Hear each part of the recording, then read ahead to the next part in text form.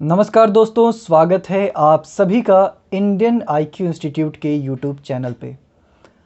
काफ़ी दिनों के बाद मुलाकात हो रही है। क्या करें, इतने सारे बैचेज हैं, इतने स्टूडेंट्स हैं, अब टाइम मिलना बहुत ही मुश्किल हो गया है। लेकिन अब जैसा कि आईबीपीएस एएफओ का नोटिफिकेशन आ गया है, बहुत क्रूशियल टाइम है, तो मैं अब समय समय पर आप लोगों के पास यहाँ भी यूट्यूब चैनल पर भी आता रहूँगा ताकि आप लोगों को गाइडेंस मिल सके।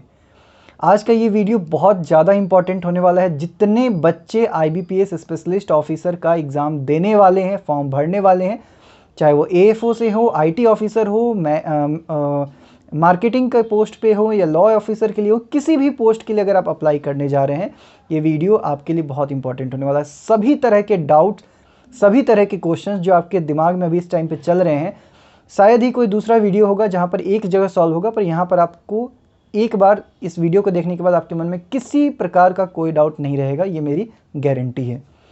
अच्छा, इस वीडियो में किसी कोर्स की बात नहीं करेंगे, तो जो भी कोर्स है हमारा सबका मैं डिटेल डिस्क्रिप्शन में डाल दूंगा, आप एक बार चेक कर लीजिएगा। आपको जिसमें भी इनरोलमेंट लेना है, जिसमें एडमिशन लेना है, आईबीपीएस एएफओ का कंप्लीट बैच चलता है हमारा, प्रीलिम्स मेंस इंटरव्यू, उसका भी लिंक डाल दूंगा।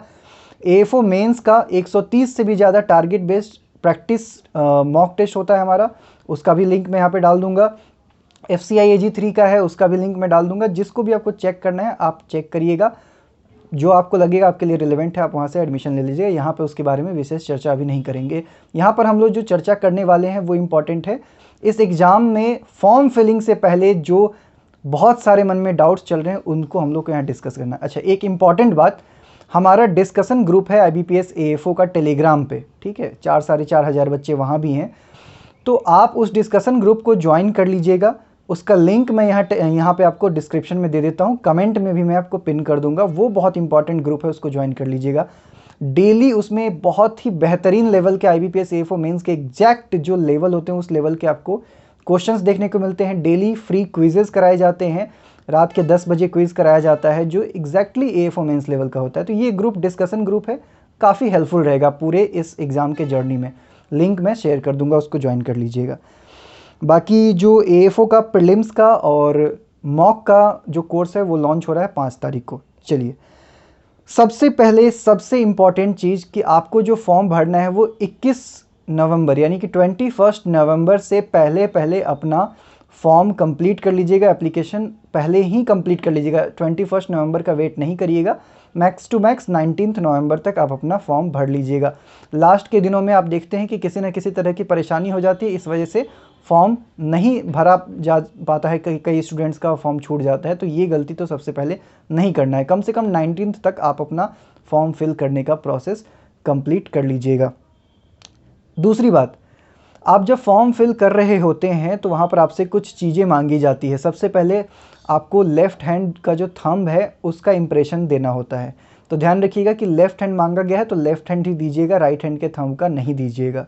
इस चीज़ को अच्छे से ध्यान में रखिएगा। दूसरी बात कि बिल्कुल भी ब्लर्ड या स्मज नहीं होना चाहिए, बिल्कुल क्लियर दिखना चाहिए आपका जो थंब इम्प्रेशन। इस चीज़ का काफ़ी ख्याल रखिएगा, क्योंकि ऐसे में क्या होता है कि अगर इन चीज़ों में प्रॉब्लम आती है ना तो फिर एडमिट कार्ड जनरेट नहीं होता है, आगे चल के फॉर्म को रिजेक्ट कर दिया जाता है। छोटी छोटी बात है, इसका ध्यान रखिएगा। डिक्लेरेशन फॉर्म बिल्कुल इंग्लिश में लिखना है, कोई कैपिटल लेटर नहीं, सेंटेंस के जैसे आप नॉर्मली लिखते हैं वैसे चेक करिएगा। डिक्लेरेशन में अपने मन से मत लिखिएगा। बहुत सारे बच्चे अपने मन से मतलब किसी दूसरे एग्जाम का भी लिख देते हैं, ऐसा नहीं करना है। आईबीपीएस की नोटिफिकेशन में जो डिक्लेरेशन दिया है वही आपको मेंशन करना है।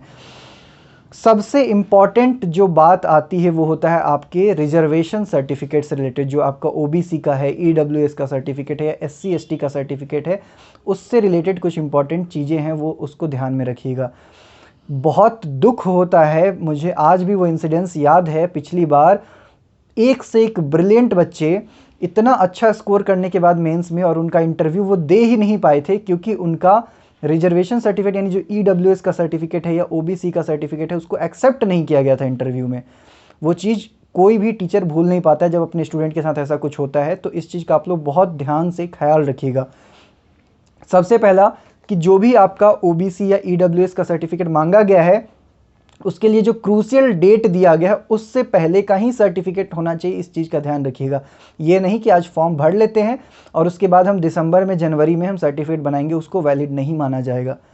दूसरी बात, सेंट्रल फॉर्मेट में सर्टिफिकेट होना चाहिए, स्टेट फॉर्मेट का सर्टिफिकेट नहीं माना जाता है।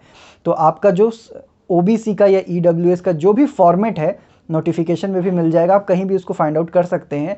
जो भी सेंट्रल का फॉर्मेट होता है उसी फॉर्मेट में आपको बनवाना है। जो सेंट्रल लेवल के जो अधिकारी होते हैं जिनको इसके लिए डिप्यूट किया जाता है कि वही इस पर अपना सिग्नेचर कर सकते हैं, उनसे ही आपको बनवाना है। इस चीज़ का खास ध्यान रखिएगा।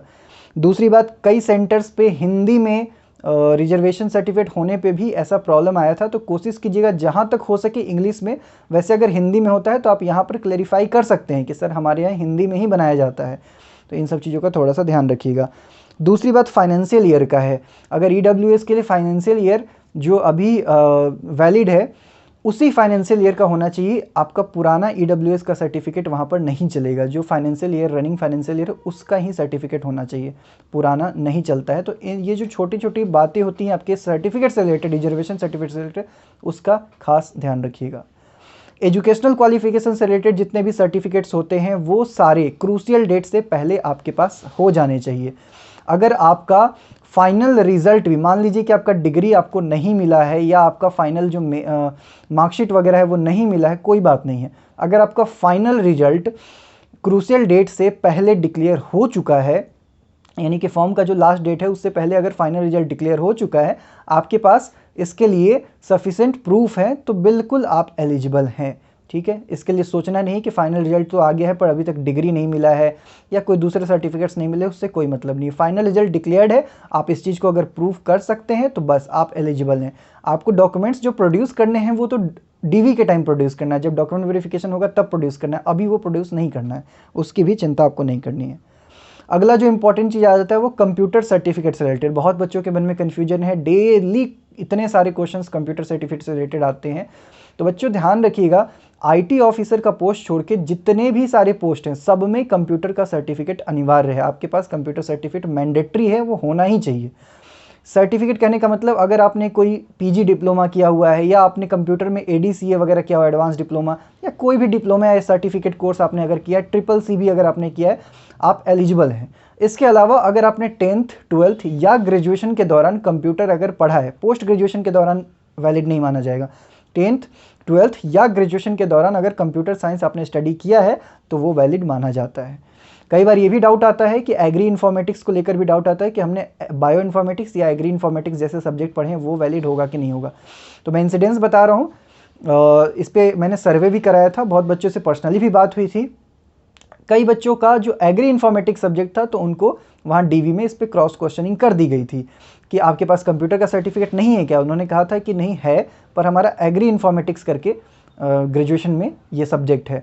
तो फिर उन्होंने कहा था कि ठीक है, इसका मुझे स्ट्रक्चर दिखाओ, इसका सिलेबस दिखाओ। तो अगर आपका एग्री इन्फॉर्मेटिक्स है तो आपका जो सिलेबस था उस एग्री इन्फॉर्मेटिक्स सब्जेक्ट का, उसको अपने साथ डीवी के दौरान कैरी करके जाइएगा। उसमें जो कंप्यूटर आईटी जैसे शब्द होते हैं तो उससे वो मैच कर लेते हैं कि हाँ ये कंप्यूटर का ही सब्जेक्ट है, और फिर आपको वहाँ पे एक्सेप्ट कर लिया जाता है, कोई बड़ी बात नहीं होती है। कुछ सेंटर्स पे थोड़ा प्रॉब्लम क्रिएट करेंगे तो आपको एक दो जगह उस चीज़ को प्रूव कर देना होगा, वो फिर फाइनली उसको एक्सेप्ट कर लिया जाता है। एग्री इन्फॉर्मेटिक्स में भी बहुत ज़्यादा दिक्कतें नहीं आती है, लेकिन हमेशा बेहतर रहता है कि अगर आपने 10th 12th के दौरान आईटी या कंप्यूटर नाम से कोई अगर सब्जेक्ट आपने पढ़ा हुआ है या आपके पास कोई सर्टिफिकेट एक्स्ट्रा है तो वो ये फिर अच्छा माना जाता है यहाँ पर। दूसरी बात कि एजुकेशनल क्वालिफिकेशन से रिलेटेड भी बच्चों के मन में बहुत सारे डाउट हैं। UGC, ICR, private university, government university, ध्यान रखिएगा ये सब बिल्कुल भी मैटर नहीं करता है। हमारे कई स्टूडेंट्स हैं जो अभी ऑलरेडी एएफओ हैं और वो प्राइवेट यूनिवर्सिटी से अच्छे अच्छे मार्क्स लेकर और एएफओ बन चुके हैं, वो बैंक में काम कर रहे हैं, प्राइवेट यूनिवर्सिटी के स्टूडेंट्स से कई बच्चे हैं ऐसे, बहुत सारे जगह आप देखेंगे। ऐसा कोई मैटर नहीं होता, कोई रोकने वाला नहीं, कोई टोकने वाला नहीं, कोई पूछेगा नहीं आपसे। आप प्राइवेट यूनिवर्सिटी के हो, गवर्नमेंट यूनिवर्सिटी के हो, आईसीआर से हो, नॉन आईसीआर से हो, यूजीसी है, डजेंट मैटर। इसको लेकर मन में कोई चिंता तो रखना ही नहीं है। सबसे पहले जितने भी डिग्री के नाम वहाँ पर दिए हुए हैं, आपके जो नोटिफिकेशन उसमें जितने डिग्री के नाम है, वो डिग्री अगर आप में से उसमें से कोई भी डिग्री आपके पास है, आप बिल्कुल एलिजिबल हैं। उसके लिए ज़्यादा आपको टेंशन लेने की कोई ज़रूरत नहीं है। कई बार ऐसा केस होता है कि जैसे अगर बीएससी एग्रीकल्चर वहाँ पर लिखा हुआ है तो आपका कुछ ऐसा हो सकता है कि एग्रीकल्चर एंड फार्म साइंस या एग्रीकल्चर साइंस, इस तरीके से करके कोई कोर्स हो सकता है, कुछ नोमेनक्लेचर में डिफरेंस हो सकता है। तो यहाँ पर आपको थोड़ा सा एफर्ट लगाना पड़ेगा कि अपने यूनिवर्सिटी से जाकर और एक सर्टिफिकेट बनवा ले अपने सेफ्टी के लिए। इसमें कोई 100% तो आपको श्योरिटी नहीं दे सकता है, लेकिन एक सेफ्टी के लिए बनवा लीजिए कि आपका जो कोर्स है वो वही बीएससी एग्रीकल्चर ही है, बस उसका नोमेनक्लेचर जो है वो अलग है। ये अगर सर्टिफिकेट वो दे देते हैं तो बहुत अच्छी बात होती है। अगली बात, बहुत सारे बच्चे होते हैं जिनके पास एक्सपीरियंस होता है, जिन्होंने कहीं पे किसी प्राइवेट फॉर्म में काम किया है या बैंक में काम किया हुआ है, और वो फिर यहाँ पर एक्सपीरियंस का डिटेल डालते हैं। तो ध्यान रखिएगा एक चीज़ को कि ऑब्वियस सी बात है कि इसका कहीं ना कहीं आपको बेनिफिट होता है, इंटरव्यू में आप एक्स्ट्रा मार्क्स फेच कर पाते हैं एक्सपीरियंस होने के वजह से। लेकिन अगर आप एक्सपीरियंस वहाँ पर डाल रहे हैं तो एक चीज़ का ध्यान रखें कि आपको ये सारे चीज़ वहाँ डीवी के दौरान वैलिडेट करने होंगे। अगर आपने डाला कि आपने 1 साल किसी फॉर्म में या किसी बैंक में काम किया है तो उसका भी एक्सपीरियंस लेटर आपके पास होना चाहिए, या फिर आपके पास मतलब कोई प्रूफ होना चाहिए कि हाँ आपने वहाँ पर काम किया है। भले ही ये आपकी क्वालिफिकेशन में मेंशन नहीं है, बट आप एप्लीकेशन में इस चीज़ को मेंशन कर रहे हैं, तो इसके लिए आपके पास वैलिड प्रूफ होना चाहिए जो आपको डीवी के दौरान मांगा जाएगा और वो आपको प्रोड्यूस करना ही पड़ेगा। ठीक है, तो ये आपका एक्सपीरियंस से रिलेटेड हो गया। अगला जो इंपॉर्टेंट चीज़ है, बहुत ध्यान से कान खोल के सुनिएगा इस चीज़ को, एमएससी और पीएचडी की बात मैं कर रहा हूँ। कई स्टूडेंट्स जो अभी एमएससी कर रहे हैं वो तो एमएससी मेंशन ना करें। अगर आपने एमएससी कंप्लीट कर लिया है तब आप यहाँ पर एमएससी मेंशन करिएगा। हमेशा ध्यान रखिएगा, एमएससी या पीएचडी मेंशन करने से आपको कोई बहुत ज़्यादा बेनिफिट नहीं होता है। इनफैक्ट कई केसेस में ऐसा देखा गया है कि उल्टा लॉस ही हुआ है इसका। पीएचडी अगर आप अभी कंप्लीट नहीं किए हैं, अगर आप मेंशन नहीं करना चाहते हैं, बहुत बेटर है, अच्छा है आप मेंशन ना करें। पीएचडी अगर आप मेंशन कर देते हैं या फिर इस तरीके का कोई बहुत ज़्यादा आप रिसर्च से रिलेटेड कोई चीज़ मेंशन करते हैं, वो कहीं ना कहीं नेगेटिव इम्पैक्ट जाता है। इंटरव्यू में मार्क्स कम होते हैं। बहुत प्रैक्टिकल चीज़ें हैं जो बच्चे इंटरव्यू फेस करके आए हैं, जिन्होंने इस तरह की गलती की है, उनसे आप बात करिएगा। हमारे पास तो कई स्टूडेंट्स से हमेशा बात होता रहता है। पिछली बार इंटरव्यू में ऐसा देखा गया है कि बहुत ही ब्रिलियंट जेन्युइन स्टूडेंट्स जो कि डिज़र्व करते हैं कि हाँ उनके इंटरव्यू में 15-16 होने चाहिए 20 में से, उनको 9-10 ऐसे मार्क्स दिए गए हैं डेलिबरेटली। क्यों दिए गए हैं? क्योंकि उन्होंने पीएचडी मेंशन किया। और ये सब चीज़ें देखने के बाद एक्चुअली होता क्या है ना कि उन्हें लगता है कि इनके पास ये बहुत ही ज़्यादा ओवर क्वालिफाइड है, तो ये बैंक में नहीं रहेंगे। इसके बाद जब इनको अपॉर्चुनिटी मिलेगी एकेडमिक्स की या रिसर्च की, तो ये बैंक को छोड़कर चले जाएंगे। ये फीलिंग आती है जब मतलब वहाँ पर जो पैनल मेंबर्स होते हैं, तो एज ए पैनल मेंबर ये चीज़ होता है, ये चीज़ें दिमाग में आती है कि कहीं ना कहीं देखिए रिक्रूटमेंट से लेकर ट्रेनिंग में बैंक आप पे बहुत ज़्यादा खर्चा कर रहा है। तो ऐसे में अगर आप कम टाइम में बैंक को छोड़कर चले जाते हैं तो कहीं ना कहीं उनका लॉस है। हर बैंक वाले यही चाहते हैं कि उनके पास जो एम्प्लॉय हैं वो रिटेन होकर रहें, काफ़ी टाइम तक उनके साथ रहें। तो ऐसे में देखा जाता है कि जितने हायर स्टडीज़ वाले बच्चे होते हैं, ओवर क्वालिफाइड बच्चे होते हैं, वो जनरली जल्दी छोड़कर चले जाते हैं। तो इस चीज़ को अवॉइड करने के लिए वहाँ पर फिर इंटरव्यू में मार्क्स आपके कम होते हैं। तो पीएचडी जितना हो सके मेंशन ना करें अगर पॉसिबल हो सके तो।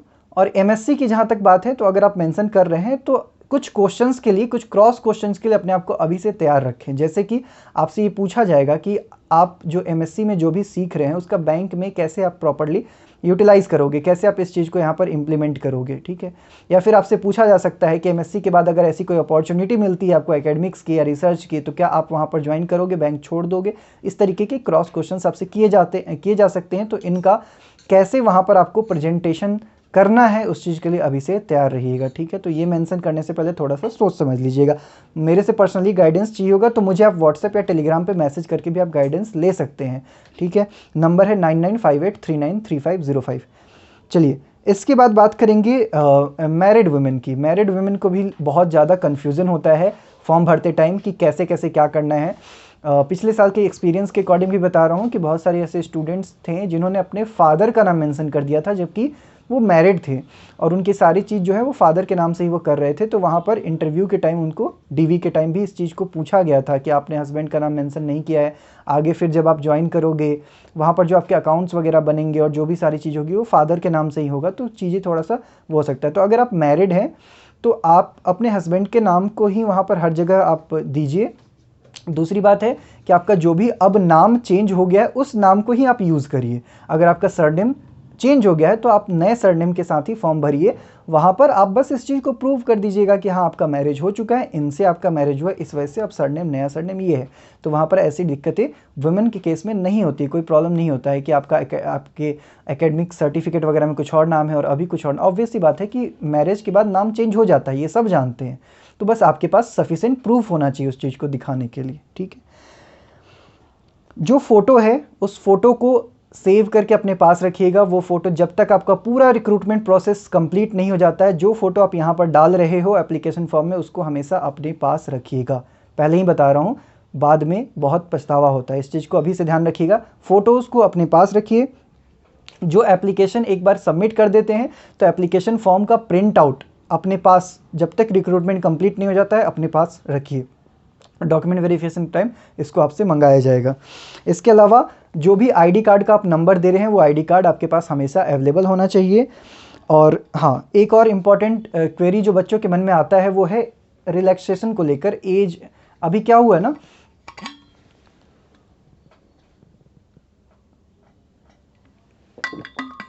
अभी उसमें आप देख रहे होंगे कि एक डेट ऑफ बर्थ मेंशन कर दिया गया है नोटिफिकेशन में एक डेट ऑफ बर्थ मेंशन कर दिया गया है कि इस डेट ऑफ बर्थ से पहले का अगर आपका जन्म है तो आप फॉर्म को नहीं भर सकते। तो ऐसे में बच्चों के मन में डाउट होने लग गया कि सर इससे पहले हमारा डेट ऑफ बर्थ है तो क्या हम नहीं भर सकते हैं, जबकि वो ओबीसी में है या फिर एससी एसटी में है। तो आपको टेंशन लेने की जरूरत नहीं है। जो डेट ऑफ बर्थ वहाँ मेंशन किया गया है वो यूआर के लिए, अनरिजर्व्ड के लिए है। ओबीसी को 3 इयर्स का और एससी एसटी को आई थिंक 5 इयर्स का रिलैक्सेशन मिल रहा है।